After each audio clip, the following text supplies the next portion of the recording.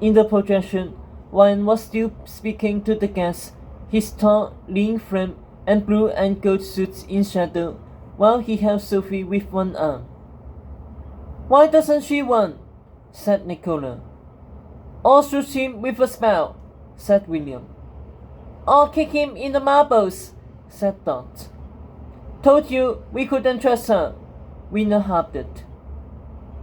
"No, that's not it," Hester countered. "Look closer."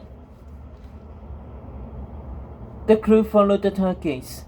Though they couldn't see Ryan's or Sophie's faces, they honed in on Sophie from behind, shadowing under Ryan's grip in her pink gown, Ryan's knuckles turning white as they dug into her, Excalibur clenched in his other hand, pressed against her spine.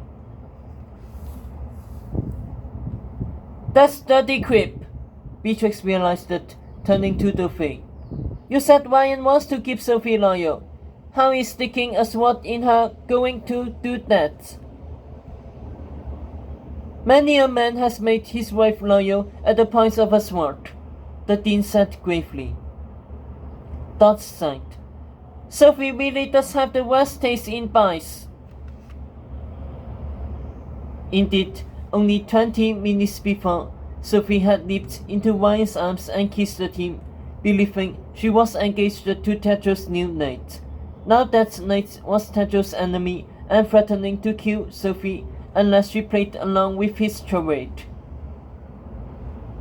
But that wasn't all they could see from this vantage point.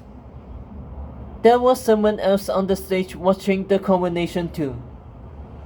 Someone concealed inside the balcony, out of view of the crowd. The snake. He stood there in his ripped, bloody suit of screams, watching the king speak. "First, we need our princess to become a queen," Ryan proclaimed to the people, his voice amplified in the sound by the projection. "And as the future queen, it is Sophie's honor to plan the wedding. Not some pretentious royal spectacle of the past, but a wedding that brings us closer to you. A wedding for all the people." "Sophie! Sophie! Sophie!" the crowd prayed. Sophie scrambled in his grip, but Ryan shoved the sword harder against her. "Sophie has a full week of parties and feasts and parades in store," he continued, "followed by the wedding and crowning of your new queen." "Queen Sophie! Queen Sophie!" the masses anointed them.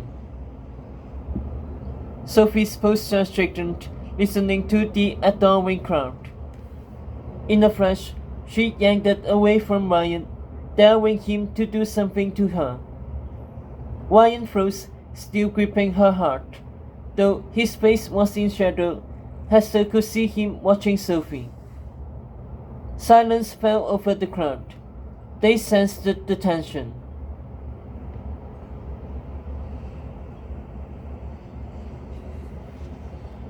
Slowly, King Ryan looked back at the people. "It seems our Sophie has a request," he said, even and severe. "A request she has been pressing upon me day and night, and that I've been hesitate or grant, because I hoped that the wedding would be our moment. But if there's one thing I know about being king, what my queen wants, my queen must get."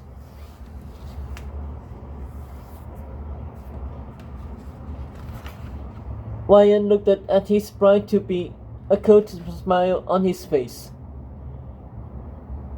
"So the night of the wedding ceremony, at Princess Sophie's insistence, we will begin with the execution of the impostor king." Sophie lurched back in shock, nearly sizing herself on Excalibur's blade. "Which means a week from today, Tetos dies," Ryan finished, glaring straight at her. Shrieks went off out from countless people who rushed forward in defense of a person, but they were stemmed by citizens from dozens of other kingdoms, kingdoms once ignored by Tetris and now firmly behind the new king. Traitor! One Camelot man screamed at Sophie. Tetris trusted you! A Camelot woman shouted. You're a witch! Her child yelled at Sophie. Sophie stared at them, speechless. Go now, my love, Wyan cooed, giving her a kiss on the cheek before guiding her into the hands of his armored guards. You have a wedding to plan, and our people expect nothing less than perfection.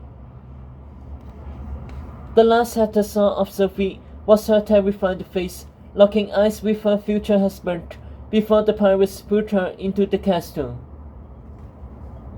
As the crowd chanted Sophie's name and Wyan persisted calmly at the balcony, everyone inside the dungeon cell was stunned silent.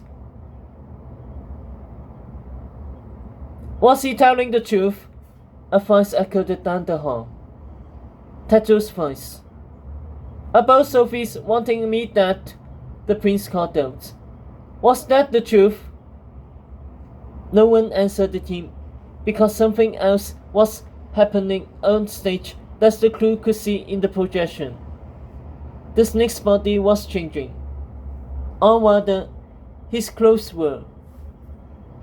Magically, the remaining screams rearranged in a slim-fitted suit, which turned gold and blue all at once, a perfect inverse of the suit that Wyan was wearing.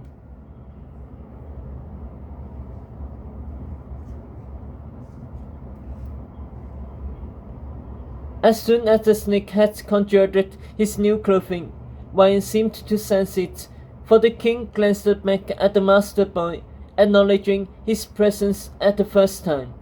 The quest team now saw Wyan's tan, sharp-jawed face in full view, his hair glinting like a bronze helmet, his sea-green eyes running briefly over the snake, who was still out of sight of the people.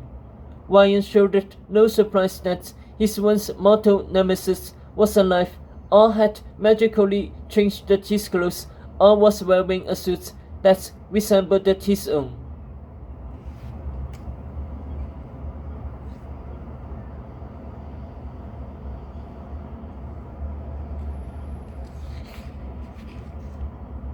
Instead, Wyan offered the snake the slightest hint of smile.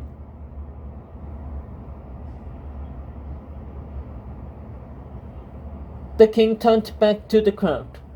The story never helps you, the real people. It helps the elites. It helps those who go to that school. How can it be the voice of the woods then?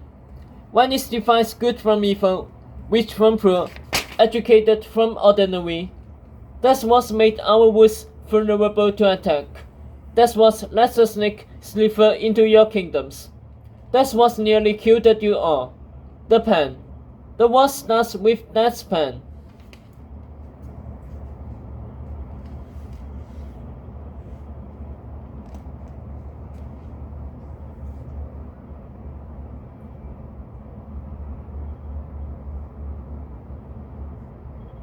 The people murmured assent.